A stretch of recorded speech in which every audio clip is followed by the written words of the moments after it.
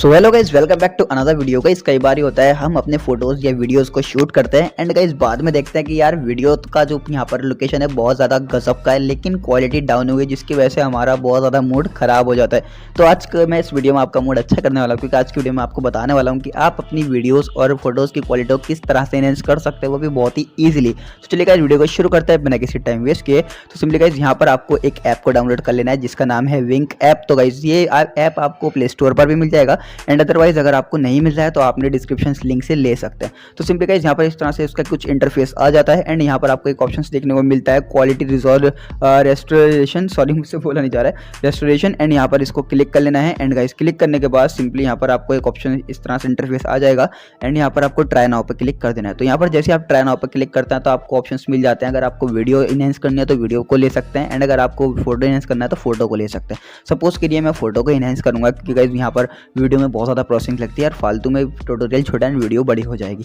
तो सिंपली मैं यहाँ पर एक इस फोटो को क्लिक कर लेता हूँ एंड ओके पे क्लिक कर देते हैं। तो यहाँ पर जो फोटो है आपका वो कम्प्लीटली इस तरह से आ जाएगा एंड आपका मैंने इसको पहले भी करके देखा था तो इसलिए यहाँ पर ये एकदम से आ गया, वरना प्रोसेसिंग लेता है। तो इस तरह से आपका रिजल्ट आ जाएगा। आप देखेंगे कि ये कितना ज़्यादा एकदम से इनहेंस कर देता है। तो ये इसकी यहाँ पर बिफोर की क्वालिटी एंड ये इसका आफ्टर की क्वालिटी है।